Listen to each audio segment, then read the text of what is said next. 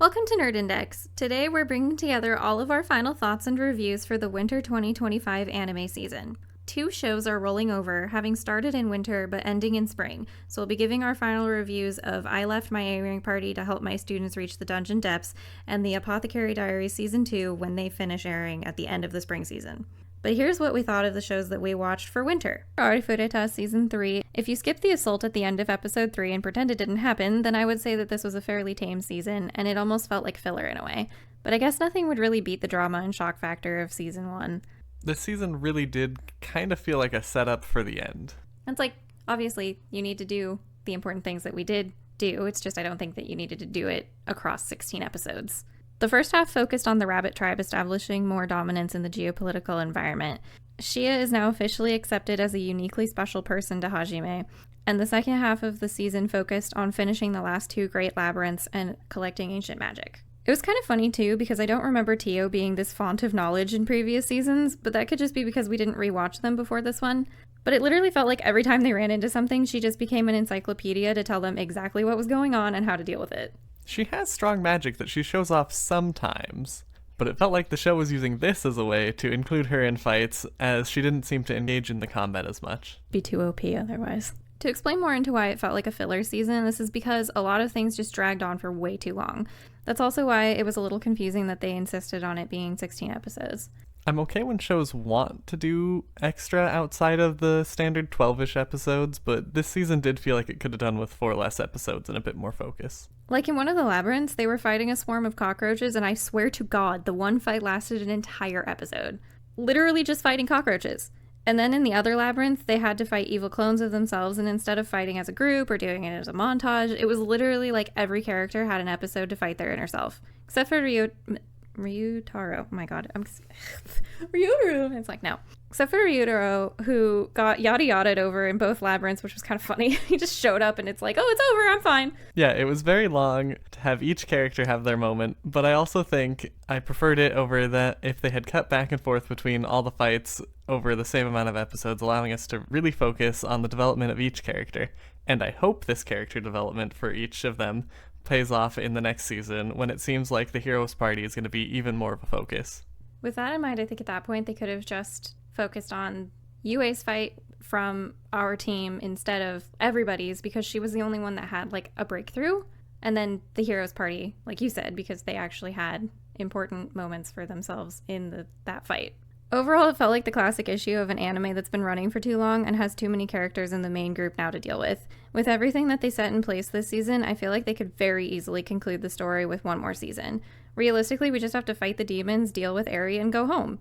I'm excited to see if we get an isekai where the characters actually get to go home after conquering the world, if that does happen. Especially considering most of them just forget about home after an episode or 2. So overall, this show was a 7 out of 10. Danmachi Season 5.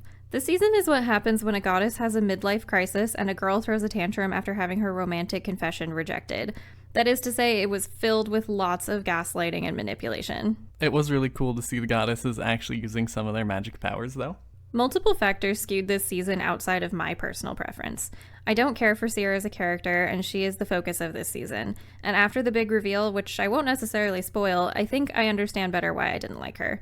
But if she's been one of your favorite side characters, you might really enjoy this season.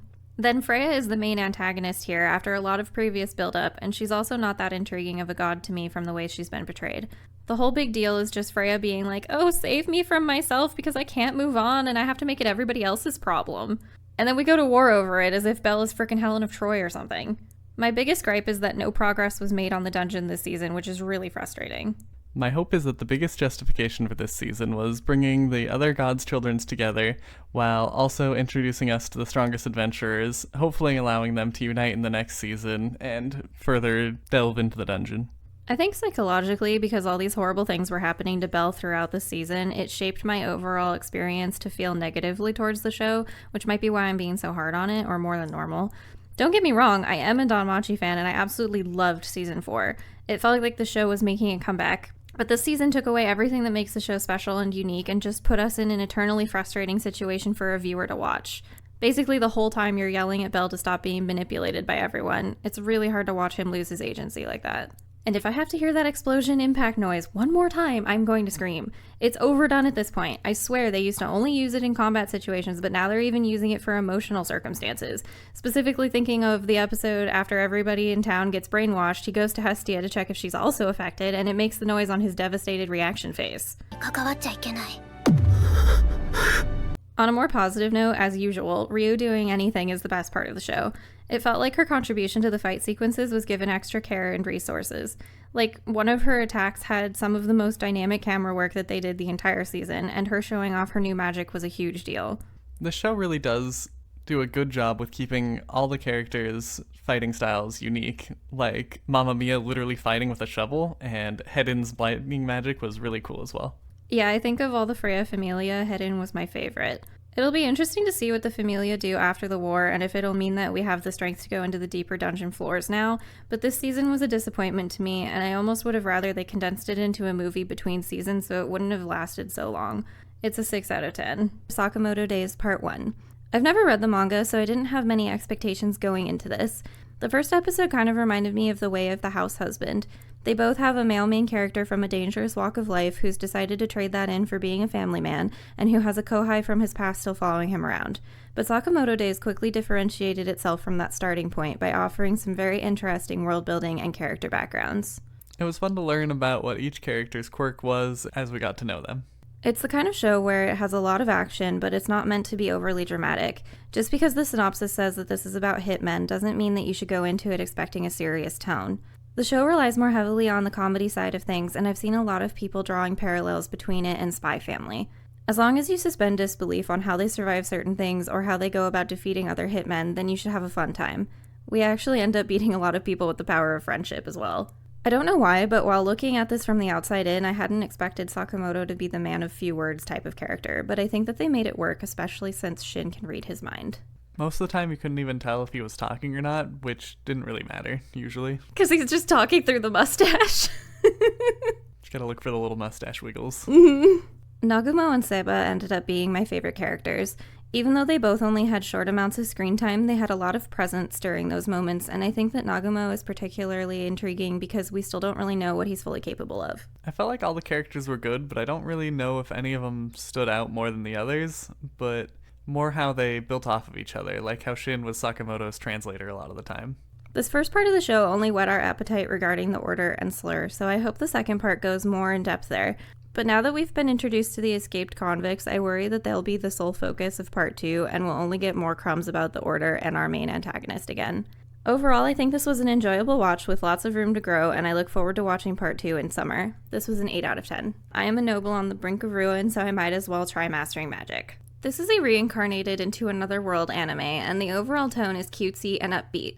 Liam is obsessed with magic and wants to spend all his time learning and mastering every spell possible.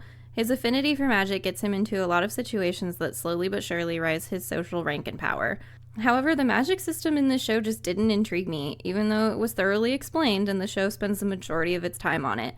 But I think that was part of the problem because it was literally just as if you were sitting in class for a lecture most of the time. I think what threw me off of the magic was that we started off learning from books and having named spells and kind of strict structure, but it quickly turned into just, you can imagine magic and you can do the magic. But it also didn't feel like he did anything that creative with it. Because Liam is constantly accomplishing things without much friction or setbacks, it makes the show feel stale and lifeless.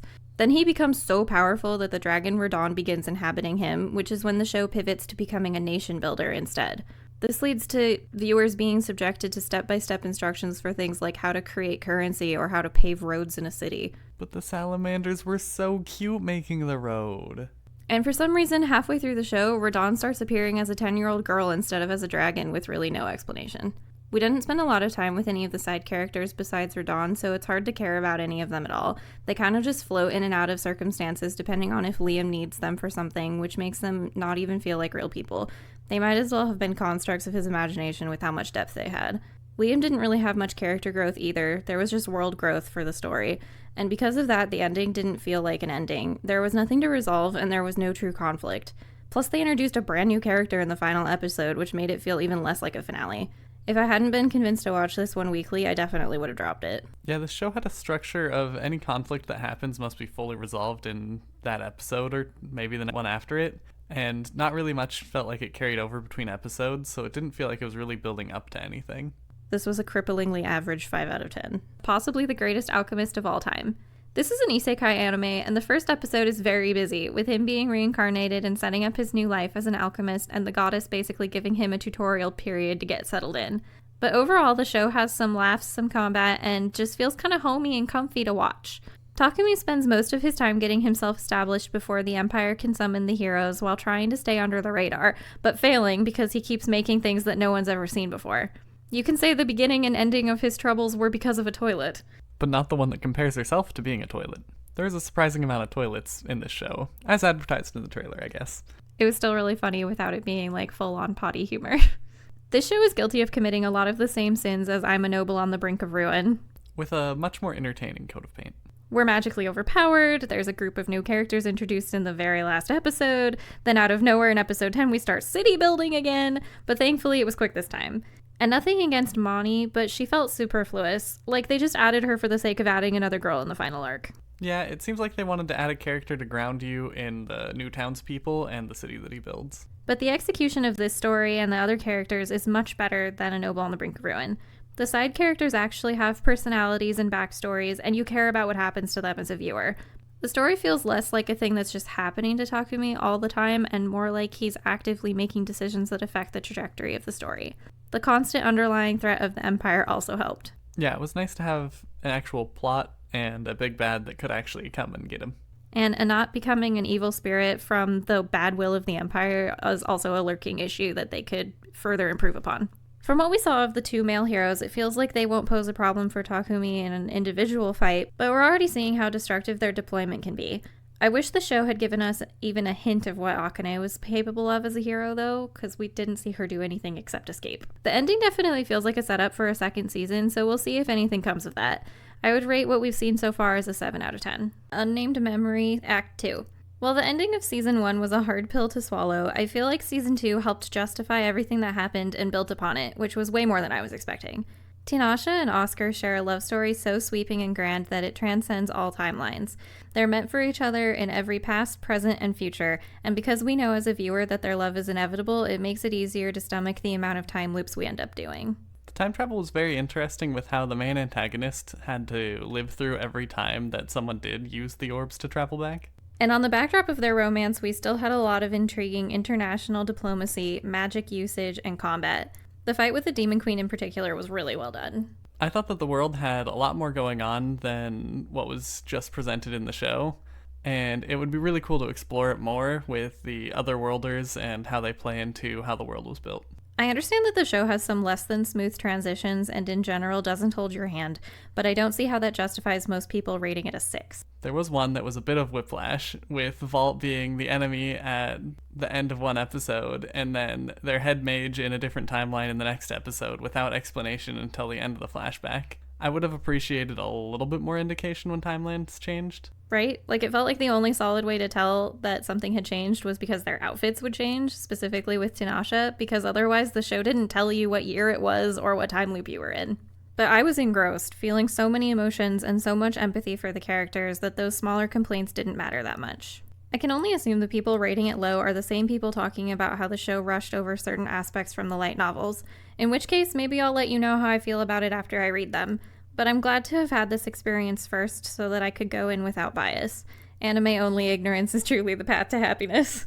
According to what I could find online, it seems like the final episode of Season 2 does actually conclude the story as written in the original 6 light novels, which I really appreciated. And not only did it properly conclude the story, but it was also done in a satisfying way without making too many compromises. I was a little worried halfway through the last episode that it wouldn't get wrapped up, but they did a nice job finishing off the story. It did come down to the wire a little bit, but the show as a whole was a 9 out of 10. Even given the worthless appraisal class, I'm actually the strongest. This show had a depressing first episode that started out similarly to Arifureta, except Ain's origin story does not turn him into an edgelord. Less eating monsters and more happy, friendly tree ladies can do that to a man. Hey, he hasn't let anything break his spirit or his kindness, okay? However, he does still acquire a harem, because of course all the girls are in love with him, and even one of the guys, but let's be real, Jasper was cool. At least Ain is a genuinely stand-up guy, and he respects them. He wants to pay back the goodwill that Yuri gave him when she saved his life. There are a lot of outfit choices in this show, though, and it wasn't something that inspired my cosplay spirit. And sometimes the camera work and the scene transitions were jarring, which kind of exemplified how this show lands on the more low-budget side of things. In the last episode, they stated that we've reunited 4 sisters and that there are still 4 sisters left to find. The final sister we get is a literal child, and she's the annoying kind, not the anime-glorified kind of child. Of all the spirits, Alice was my favorite. I just can't resist a purple-coated bookworm. But we still don't understand Echidna's reasoning for being with the demons and causing most of the antagonistic issues that we have in the show. Like, why is Echidna acting evil when she's supposed to be one of the World Tree spirits? Her motivation was just too hazy. This finale definitely feels like an expecting season 2 scenario all over again, but for what we have now, this was a 6.5 out of 10-ish. The 100 Girlfriends Who Really, Really, Really, Really Love You, Season 2. If you're a diehard 100 Girlfriends fan and believe the show is great or it can do no wrong, you might as well not watch this video. Ye be warned, click off now because you're going to hear some spicy takes that you're not going to like. It's slow and takes too long to do anything. I was questioning my sanity for continuing this series, especially during the episode where they turned into babies. If you know, you know.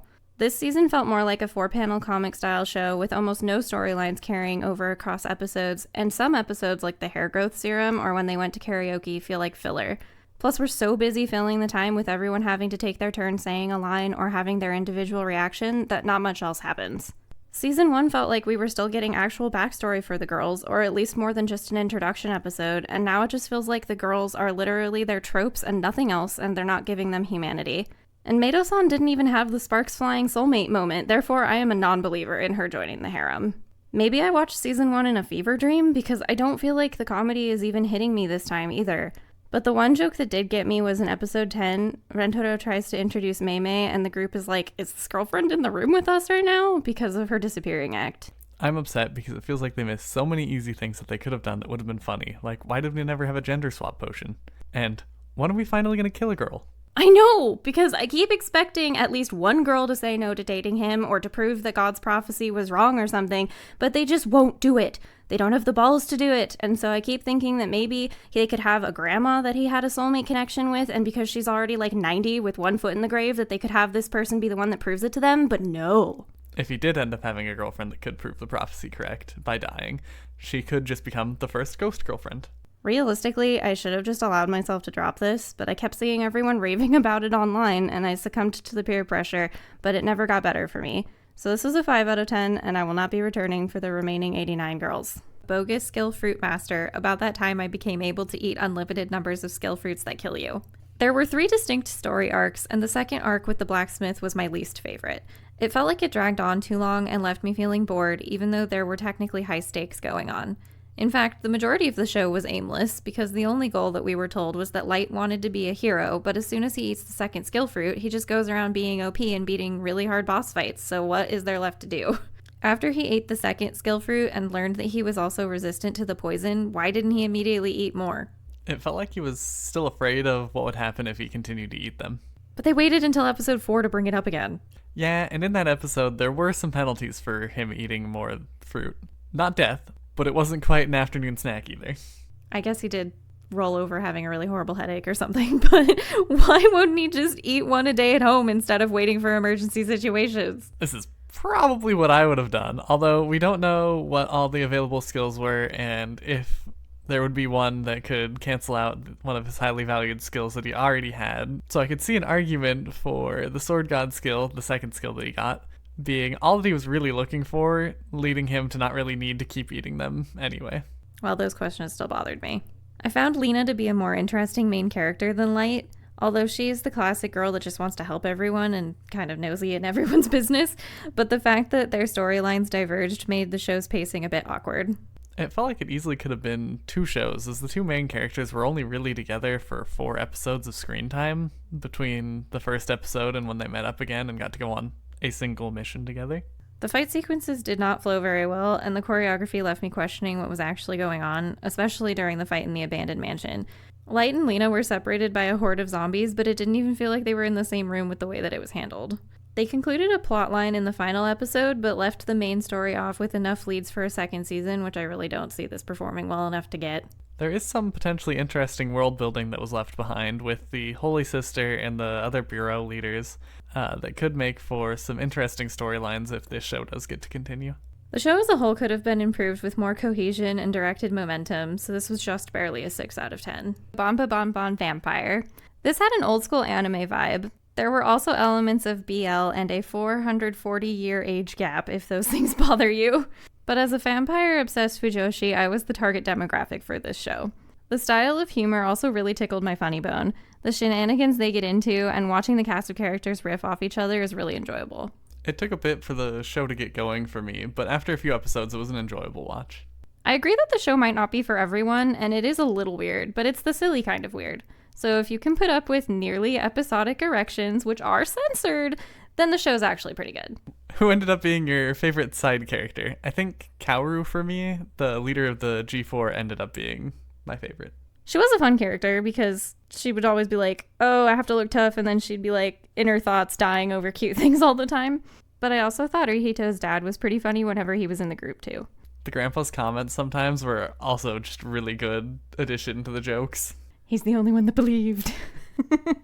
What moment would you say is a good example of the comedy in the show for you? I think something that came up a lot but never got stale would be how Ranmaru was always completely open with them about being a vampire and telling them all his history in like feudal Japan, but they wouldn't believe him and just thought he was playing a character, so that whole situation would lead to a lot of funny jokes. The best was when his older brother also joined them and they kept saying, "Stop stealing Ranmaru's act." Yeah. They're like, we've seen this all before, you can't fool me. The final episode was like a showcase of the characters and the defining moments of the show, but it left us with a cliffhanger of Ranmaru's vampire of origin coming back to Japan. So again, potential season 2, but probably won't happen. I had actually started watching this show weekly because I was really worried about its quality after I saw everybody's low reviews, but it ended up being something that I really looked forward to every Saturday. So this is a 7.5 out of 10 because of my vampire bias, and it made me laugh a lot. Solo Leveling Season 2. This season felt way more compelling than the first, and I found myself wanting to stay up all night just to finish it, but you talked me down from that cliff. Sleep has to happen sometimes. But speaking of season 1, there was a masterful 1-minute recap of the season at the start of this season that I wish more shows would do when there has been gaps between the seasons to give us the needed information to ground us in the context we need going into the new season. I remember feeling there wasn't enough grounding me as a viewer in season 1, and Jinwoo's physical transformations didn't help with that by throwing me off from being able to connect with him. But this season had very gripping fights and emotional sway. Probably had the best fight sequence of the season, possibly the year, but we'll have to see how it turns out, and none of these fights really wasted your time or dragged on like some other shows. The Foley and sound design for this show was also on point.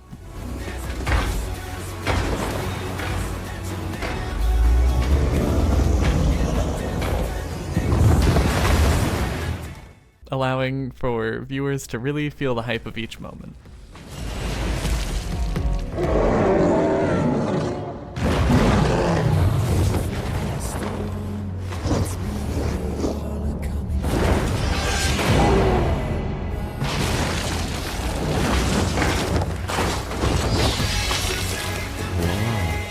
Even though Jinwoo was very overpowered, they still found a way to scale enemies against him where you were legitimately questioning how a fight would actually pan out.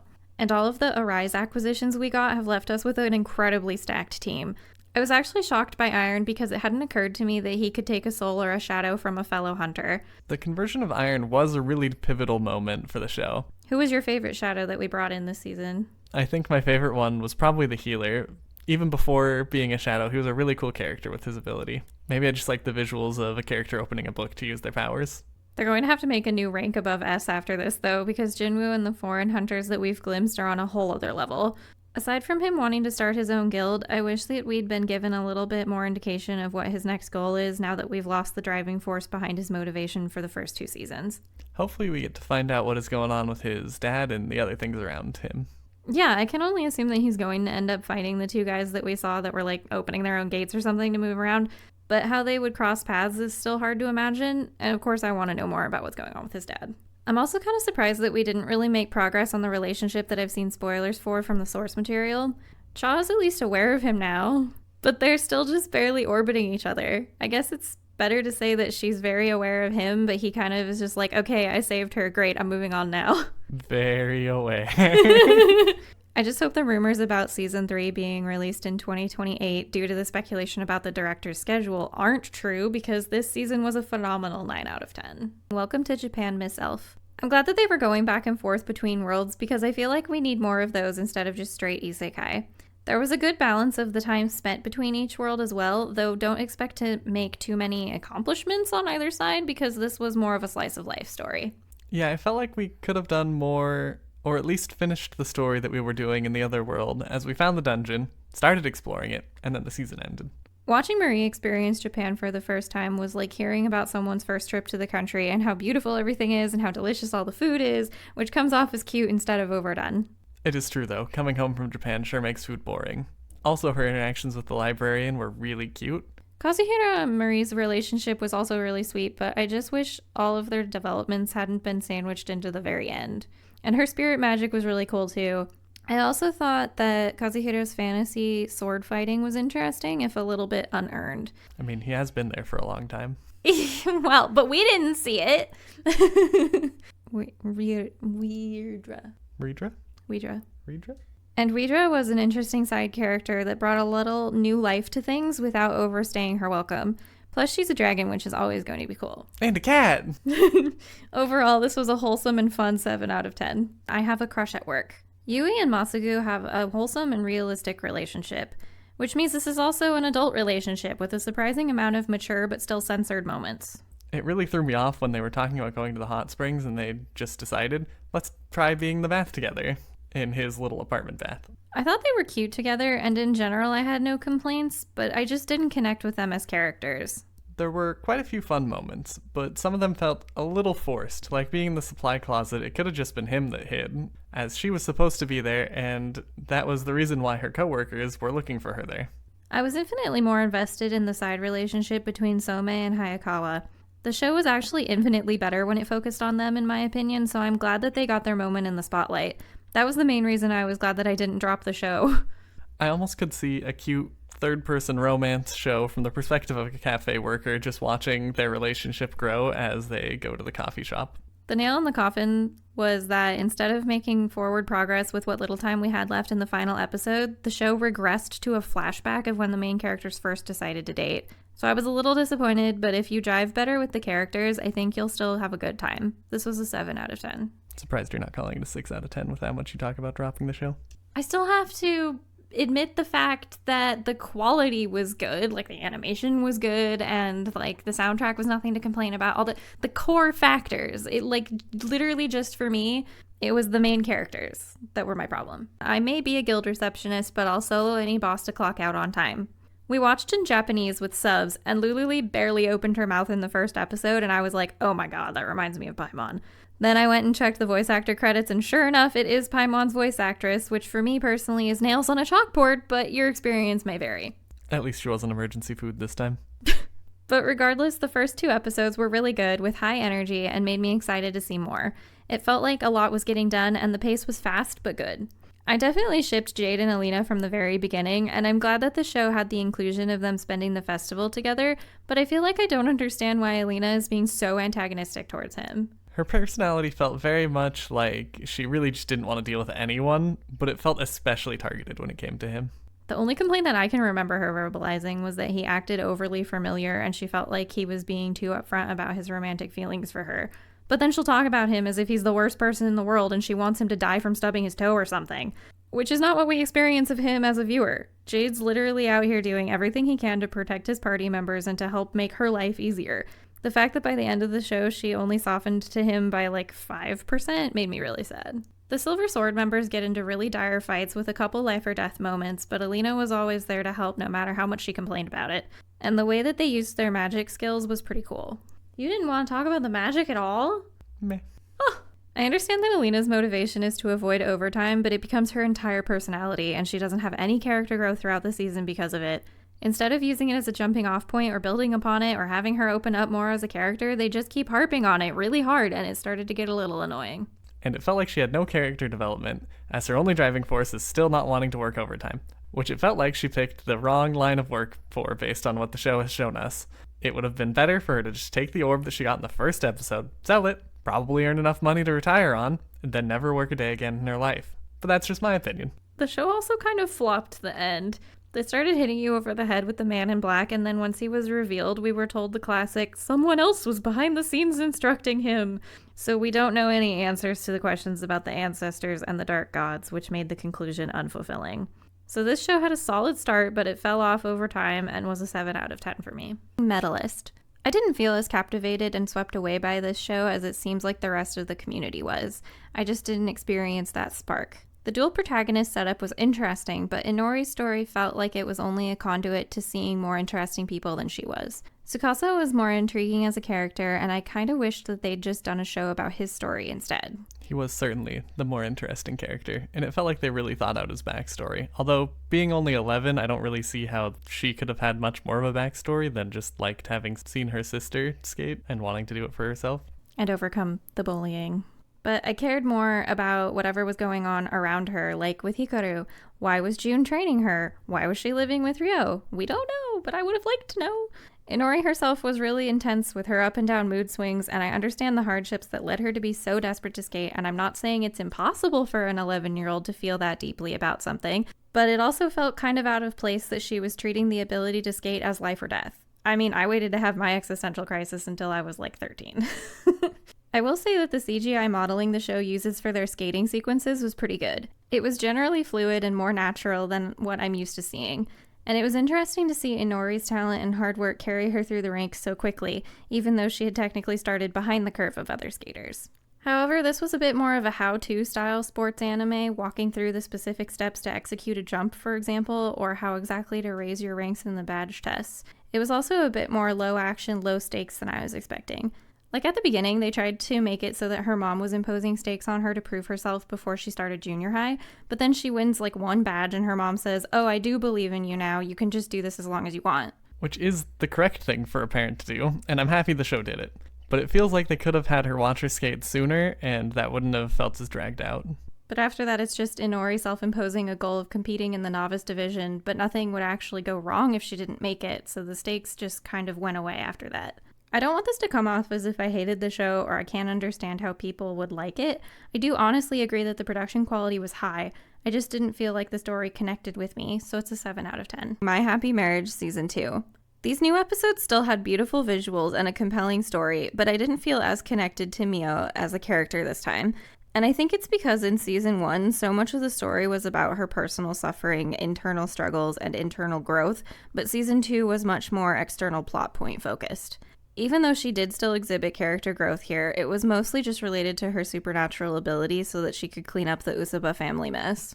This season felt like it was much more focused on Kyoka and the military struggles with a backdrop of her family being disruptive. It was nice, though, that we got to see so much more supernatural ability usage and diversity, because the magic system in this story is pretty cool, and the tension in a couple of the fights was pretty high.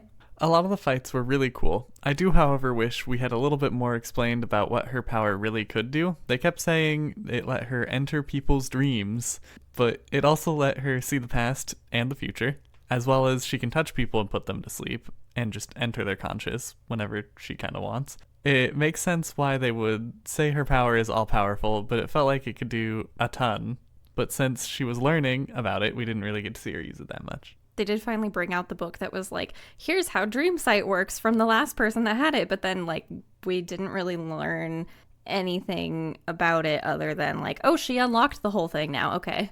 Yeah, that was kind of funny. Just like, here's a book, you can do things now. Goodbye. Mio and Kyoko deepened their bond with each other and had some cute moments together again. And she finally called him by his first name. She also rescued him again, which was sweet, and resulted in some cute interactions between her and his Shikigami Kyo. It's heartwarming that even though their engagement was arranged, they can move forward with a marriage based on mutual love. But I didn't understand why they were slow burning themselves.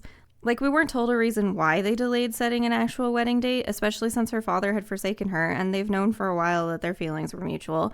I'm just glad that they actually set a date at the end of this season, and we got to see some of the ceremony preparations. Teased us. I know, we didn't actually get the wedding.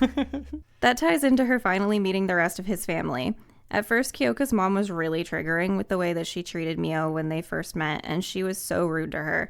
But Mio is basically a saint and sees the good in everyone and was able to persevere and win her over.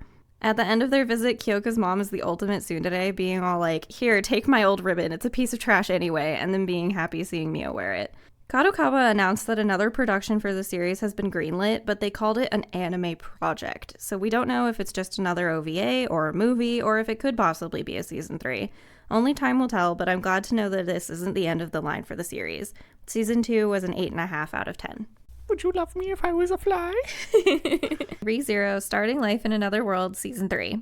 I'm just going to say that I find Subaru to be generally unlikable, but I feel like he's set up to be a little bit of an unlikable character, because if we did care about him a lot as an audience, it would be way harder to watch him die over and over again or be tortured. So I think that aspect of his personality serves a purpose. ReZero is the kind of anime where you feel traumatized while watching it, but you walk away from it saying, that was a good show, and Season 3 still delivers on that feeling for the first third, but then the tension dissipates after that. I really liked the initial setup with Wrath being a villain. That seemed actually hard to deal with, and her power being able to command and kill so many people made her very intimidating as a villain. But as the show went on, she fell into the background, not really being much of a threat anymore.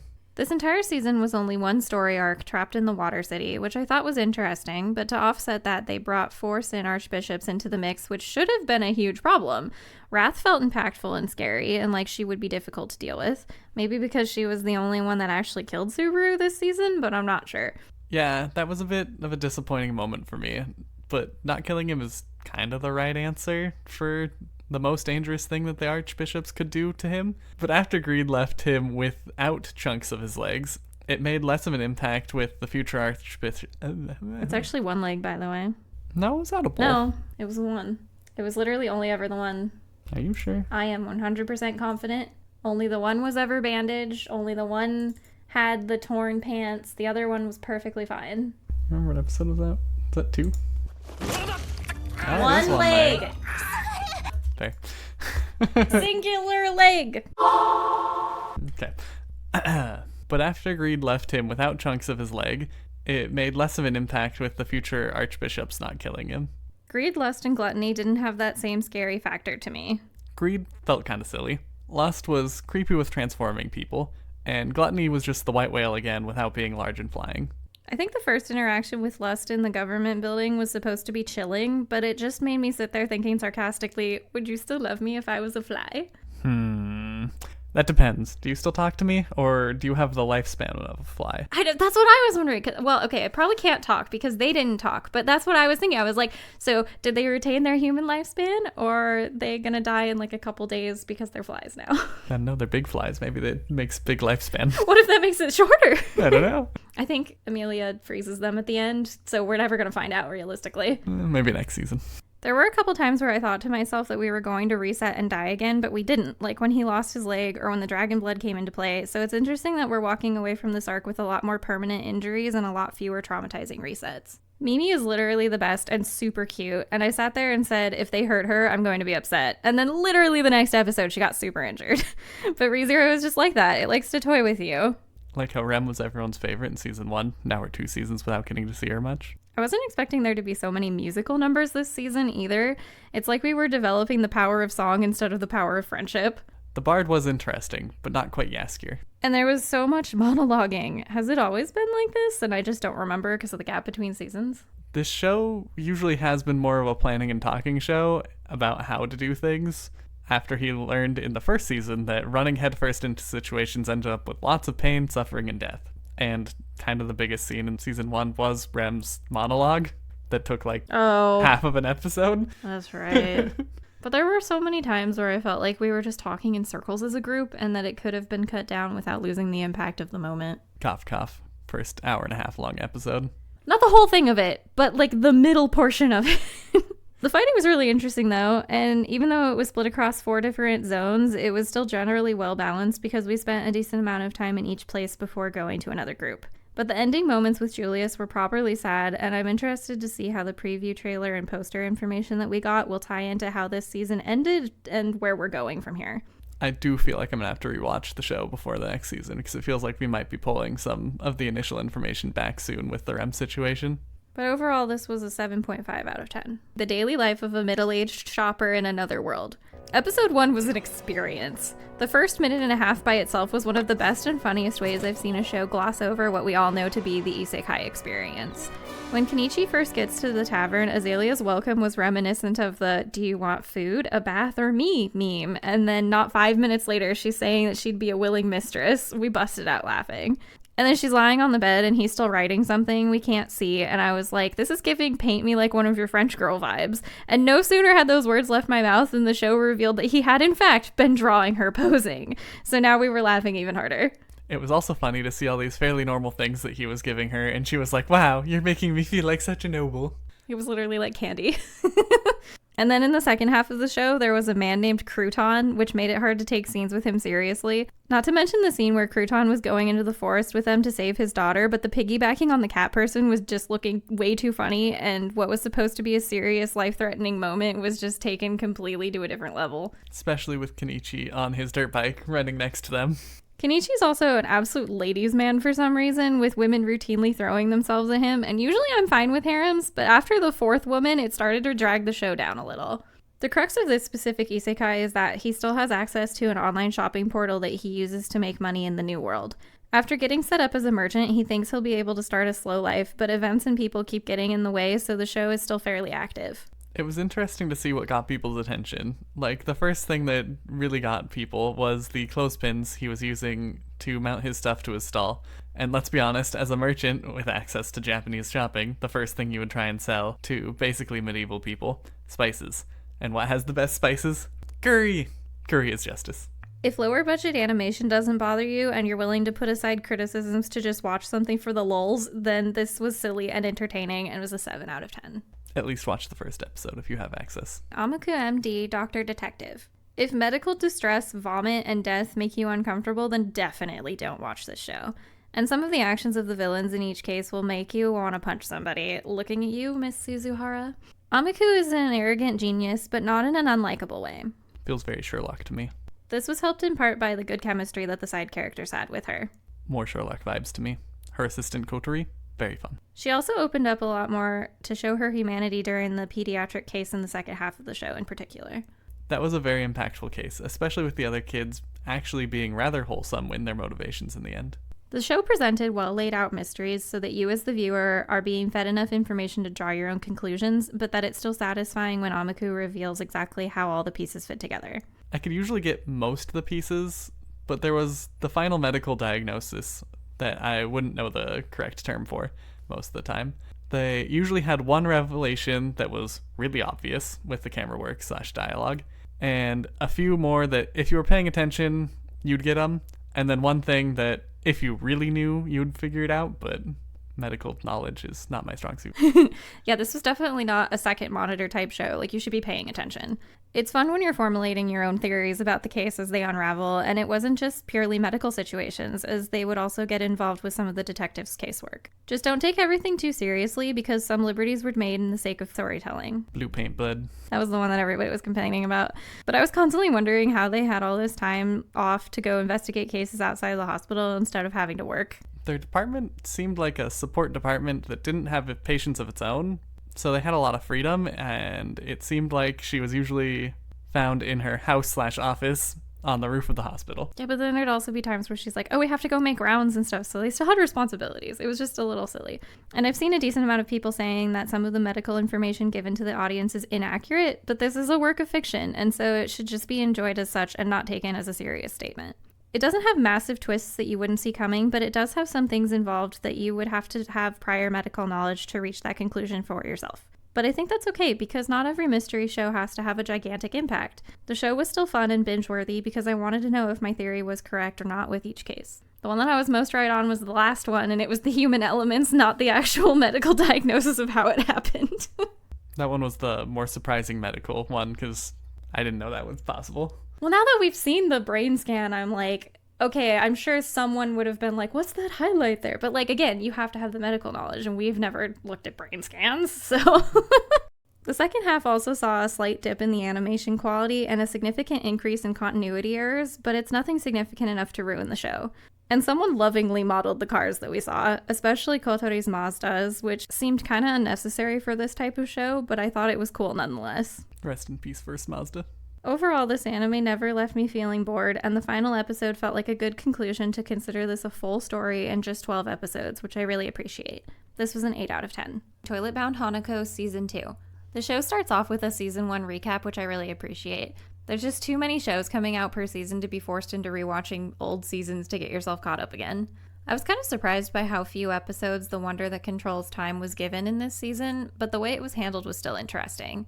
And Akane's clockkeeper form reminded me of Kunikita from Bogo Stray Dogs. My favorite episode was number 6 when Hanako wasn't a ghost because it was sweet to see what their lives could have been like without apparitions. And Shijima's power was cool and multi-layered in how it messes with you. It was just a little exhausting that escaping her painting took nearly 2/3 of this season's episodes. I'm worried about the life-threatening revelation we've had about Yashiro, and I'm sure it'll come to something very dramatic if we get a follow-up season. I'll be interested to see how they try to save her. I also want to know what it is that Aoi keeps missing the timing to tell her. Even though Season 2 didn't feel as productive as the first, it was still an enjoyable 8 out of 10. Seasons 4 and 5 of Blue Exorcist. Since we haven't talked about this series on the channel before, I also wanted to cover the baseline of who the best character is. And before you steal my man again, it's Mephisto, because he's always scheming and being funny, but also whips out a sinister side now and then. What can I say? We have the same taste in men, I guess.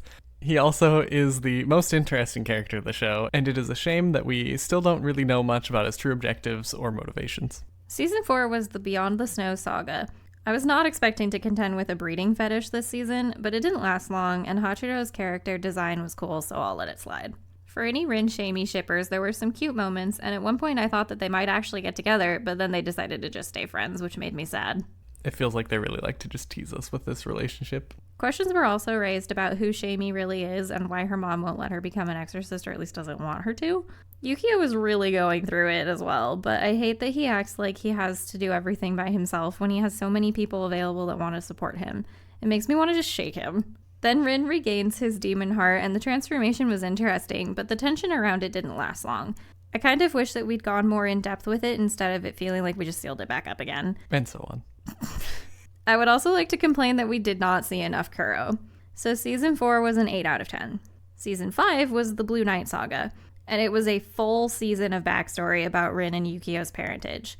Except Episode 7, where we take a brief intermission for Shamey to get kidnapped by the Vatican to seemingly become a Grigori. Which I still feel like we don't really have any idea what that means. Yeah, this transition still doesn't quite answer the questions about what's going on with her.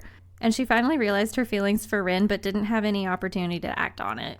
Although, the bathroom scene was rather interesting. And speaking of Shamey, it really feels like she's basically the same person as Rin and Yukio's mom. Personality-wise. We're not saying that we think that that's how it is, because... You never know with this show. No, but it's not. I don't know, those Grigori people seem to live forever. Fairly confident. Overall, the pacing was slow as molasses, especially in the second half of this season. I feel like spending this much time on the past without providing a big reveal or realization was disappointing. This season, we started to learn more about who Mephisto is and kind of his role in the organizations. At least more of like whose side he's technically on. But then they just stopped. Although I do have to own up to the fact that when Rin went through the final door and got to talk to Shiro again, it brought a tear to my eye. After all, I'm not completely heartless. The ending moments were a complete cliffhanger that are accompanied by no announcement for a follow-up season, and I feel like forcing us into 12 episodes of backstory really ruined the emotional weight and impact of Yukio joining Lucifer. If you watched the original season and didn't feel like you needed to spend more time with the characters, I think you could just go straight from 4 to 6, whenever that comes out, as most of the information here was just confirming details that were reset when they got rid of the anime exclusive ending of Season 1. I just don't enjoy feeling this disconnected from forward progress, so Season 5 was a 7 out of 10. Final tier list for the Winter 2025 anime season. First off, we ended up dropping a lot of shows. I'm fairly confident this is the most shows I've ever dropped in a single season. Winter 2025 as a whole kind of felt mediocre when you take things like Solo Leveling and My Happy Marriage out of the mix, and there were so many romances this season that I just didn't connect with. So whether these drops were because these shows actually weren't interesting or because I was in a depressive episode during the last half of the season is hard to say. But that's why I always use you as a sounding board. What did you think about the shows that we dropped? Was it like legit not working? Yeah, most of these felt like they just kind of landed a little flat or didn't have the scope to hold up a whole season of a show. Yeah, that's fair. The first show going into the best tier would be Apothecary Diaries. This was the first half of season 2. Then we have Arifureta season 3, which is becoming more and more mediocre per season. So I feel like it's just average. Kind of between average and meh. Yeah, I can leave it as average because I think we have a lot more meh shows that are going to happen this season. Yeah. Kind of in the scope of the season, it feels average. Yeah, compared to everything else. Then we had Danmachi season 5, which is probably one of my least favorite seasons of the show. So it does not represent my feelings about the IP. It's just this season, which was also average. Yeah, seems fair. I feel like we could have done more this season, but we got a little held up. Then we have SAKAMOTO Days, which I thought was really fun. So it's probably more like a runner-up because I really enjoyed the time we spent there. Had some fun action. Body slamming a T-Rex is always a good time. Then we have I'm a Noble on the Brink of Ruin, so I might as well try Mastering Magic, which ended up very meh to me. It did not keep my attention after the first 4 episodes, but I still didn't drop it. Yeah, I think I agree with that one. It had some potential, but kind of sat there and didn't do as much with its plot as it could have. Then we have Bogus Skill Fruitmaster, which is also technically meh because there was a lot of disjointedness in the storytelling. I feel like this one could have been almost 3 shows. Definitely 2 shows. Yeah. For possibly the greatest alchemist of all time, this one was actually a better tier of that isekai silliness. So that one's an average compared to Noble and Fruitmaster. A little bit higher tier trash isekai show. Mm-hmm. We actually put off watching season 4 of Blue Exorcist until season 5 was also out, but season 5 is the only one listed here because that's the one that aired in winter, and season 5 by itself was disappointing and average to me because we were just in a backstory the entire time. For me personally, I Have a Crush at Work was between average and meh because if not for the secondary couple, I was feeling really checked out. I didn't connect with the main characters that much. I think it was one of the more fun romances that we got this season, but it wasn't super engaging or gripping. I appreciate that they keep trying to do office romances or adult romances, and it was also kind of interesting that this show showed us more about their actual jobs at their work too. Yeah, that was kind of cool having it not just be an office environment, it's they're actually a sweets company. Yeah. Then we have Unnamed Memory, which is also best tier to me. I really enjoy the characters and the magic and the story, and I felt like season 2 really did a good job wrapping up the story as a whole. Yeah, I think especially if you put it as a whole package of season 1 and 2, that was a really good show. And it's nice to have actual conclusions in shows every now and then. Yeah. For Re:Zero season 3, I felt like it was pretty average. I did not enjoy the way that the villains were handled this season. And I feel like the slow start kind of killed its momentum. For even given the worthless Appraiser class, I found the characters to be a little bit more endearing. And so I think that kind of made it more of an average than a meh to me. Yeah, I'll allow it. Welcome to Japan Miss Elf was really cute and it didn't have a whole lot of substance, and so I'm torn between average and meh because it's like I did enjoy it and I didn't think about dropping it at all. So I think that then that means it's average. Yeah, I'd put it as average. If we had gotten an actual conclusion, yeah, it could have been a runner-up show. It was surprisingly good. If only we had at least done something in the dungeon that we found. Or finished anything in the real world. Or they just left both storylines flat. So it gets average. I may be a guild receptionist, but I'll solo any boss to clock out on time. Started out really strong, but did not have a strong ending. So that's also pretty average. Yeah, fair. Kind of one of those shows that overstayed its welcome a little bit. Yeah. But again, if I didn't think about dropping it, I don't think it should go in C. Because C was like the cusp before dropping.